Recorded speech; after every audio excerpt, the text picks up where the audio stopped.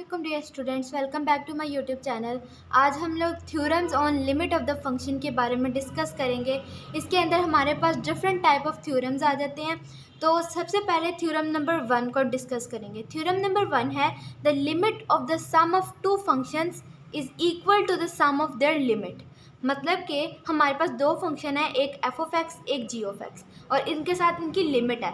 ठीक है, अगर हमारे पास इस टाइप का कोई आ जाएगा थ्योरम, तो हमने इस टाइप का कोई आ जाएगा फंक्शन, तो हमने उन पर थ्योरम ऐसे अप्लाई करना है कि दोनों पर अलग अलग लिमिट अप्लाई कर देनी है। ठीक है, और जब हम इस पर लिमिट अप्लाई करेंगे, इस एक फंक्शन एफ ऑफ एक्स पर लिमिट अप्लाई करेंगे, तो पूरे पे जहाँ जहाँ एक्स आ रहा होगा वहाँ वहाँ ए अप्लाई कर देंगे, और फिर उसको सॉल्व करने के बाद सपोज इसका आंसर एल आता है तो वो लिख देंगे, प्लस फिर इसी तरह दूसरे फंक्शन के साथ भी लिमिट अप्लाई कर देंगे, जहाँ जहाँ एक्स आ रहा होगा वहाँ वहाँ ए लिखेंगे, और फिर जो उसको सॉल्व करके पूरे फंक्शन को आंसर आएगा, सपोज एम आएगा, तो हम लोग एल प्लस एम लिख देंगे, और उसके बाद अगर ये दोनों ऐड होते होंगे तो इनको ऐड कर देंगे।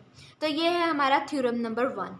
नेक्स्ट थ्योरम नंबर 2 है the limit of the difference of two functions is equal to the difference of their limits. मतलब कि अगर हमारे पास दो फंक्शन आ जाएंगे और उसके दरमियान में डिफरेंस का साइन मतलब सब्ट्रैक्शन का साइन होगा और साथ लिमिट दी होगी, तो इस पर थ्योरम ऐसे अप्लाई होगा कि हम दोनों फंक्शन पर अलग अलग लिमिट अप्लाई करके दरमियान में सब्ट्रैक्शन का साइन लगा देंगे। फिर अलग अलग इस पर लिमिट अप्लाई की, जब एफ ऑफ एक्स पर लिमिट अप्लाई की, जहाँ जहाँ एक्स आ रहा था वहाँ वहाँ ए अप्लाई कर दिया, तो हमारा आंसर सपोज एल आ गया। और इसी तरह जी ऑफ एक्स में जहाँ जहाँ एक्स आ रहा था वहाँ वहाँ ए पुट कर दिया, सपोज एम आ गया, तो एल माइनस एम आ जाएगा, क्योंकि अब डिफरेंस वाला हमने थ्योरम लगाया। तो उसके बाद अगर ये दोनों सॉल्व होते होंगे तो इनको सब्ट्रैक्ट कर। थ्योरम नंबर 3 है the limit of the product of two functions is equal to the product of their limits.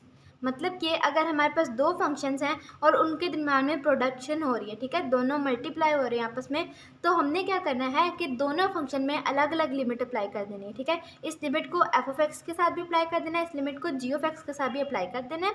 फिर उसके बाद लिमिट एफ ऑफ एक्स पे अप्लाई करके एल आएगा, और लिमिट जी ऑफ एक्स को अप्लाई करके सपोज एम आएगा, तो इन दोनों को मल्टीप्लाई कर देना है। ठीक है, क्योंकि ये एक हमारा प्रोडक्ट का थ्योरम नंबर 4 है the limit of the quotient of two functions is equal to the quotient of their limits.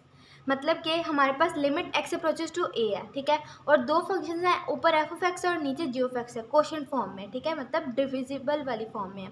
तो क्या करना है कि दोनों पे अलग अलग ऊपर भी और नीचे भी लिमिट लगा देनी है। ठीक है, और फिर ऊपर वाले को पूरे को सॉल्व करना है, मतलब ये फंक्शन है तो इसमें हमने लिमिट पुट करके सॉल्व करना है, सपोज एल आया, और इसी तरह हमने जी ऑफ एक्स में भी लिमिट पुट करके सॉल्व करना है, तो सपोज एम आया, एल ओवर एम आ गया। ठीक है, अब यहाँ पर एक जो हमारा आपने एक चीज़ को जो नोटिस करना है वो ये है कि हमारा ना तो नीचे ये जी ऑफ एक्स है, ये हमारा ना तो ज़ीरो हो, ना जो हमारा एम आए वो ज़ीरो हो। इसकी रीज़न क्या है? इसकी रीज़न ये है कि अगर हमारा नीचे ज़ीरो आ जाता है, सपोज़ ऊपर कोई भी नंबर है लाइक 5 है, ठीक है, 5 आ जाता है और नीचे ज़ीरो आ जाता है, तो आपको पता है कि ये हमारी अनडिफाइंड सिचुएशन बनती है। और हमने क्या कहा था कि कभी भी हमारा फंक्शन इस तरह अनडिफाइंड फॉर्म में नहीं होना चाहिए। तो इसलिए ये दो चीज़ों को देखते हुए हमने इसको सॉल्व करना है कि हमारी जो नीचे क्वोशंट रूल में सिर्फ ये चीज़ याद रखनी है क्वोशंट वाले थ्योरम में, कि नीचे वाला जो है उसमें ज़ीरो ना आए, ना जी ऑफ एक्स में आए ना एम में ज़ीरो आए। थ्योरम नंबर 5 है if k is any real number then.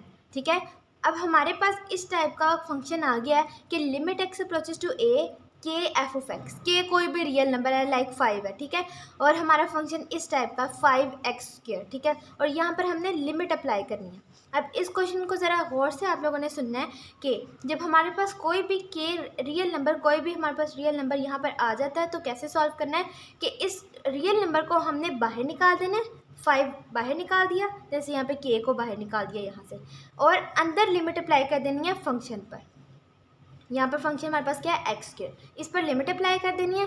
ठीक है, इसके बाद इस लिमिट को सॉल्व कर लेना है, सपोज इसका आंसर यहाँ पर इस लिमिट को सॉल्व करके l आया, ठीक है, वो लिख देना है, और इस वाले फंक्शन को लिख देना है। इसको सॉल्व करके हमारी लिमिट जब अप्लाई होगी, ठीक है, x² है तो a चला जाएगा x की जगह पर, तो a² आ जाएगा, और 5 साथ में वैसे ही लिखा आ जाएगा। ये देखें, जैसे थ्योरम में हमें कहा गया है कि के वैसे लिखा जाएगा और सपोज इसका आंसर एल आया तो वो लिखा जाएगा। ठीक है, ये एक एग्जांपल के थ्रू मैंने बता दिया कि इसको कैसे सॉल्व करना है। इसको समझने में थोड़ी मुश्किल होती है, बाकी प्रोडक्ट डिफरेंस वाले तो इजीली पता लग जाते हैं कि इसको कैसे सॉल्व करना है। थ्योरम नंबर 6 है limit of f of x whole की power n where n is any integer. Integer मतलब नेगेटिव भी हो सकते हैं, पॉजिटिव भी हो सकते हैं, ज़ीरो भी हो सकता है, कोई भी पावर है ऊपर। ठीक है, ज़ीरो तो ऑब्वियसली नहीं होगी, नेगेटिव है या पॉजिटिव है। ठीक है, limit x approaches to a f of x whole की पावर एन। ठीक है, इस फॉर्म में अगर हमारा कोई भी फंक्शन आ गया है तो हमने क्या करना है कि इस लिमिट को अंदर अप्लाई कर देना है, फंक्शन पे अप्लाई कर देना है, पावर को ऊपर वैसे ही रहने देना। ठीक है, पावर को ऊपर वैसे ही रहने दिया।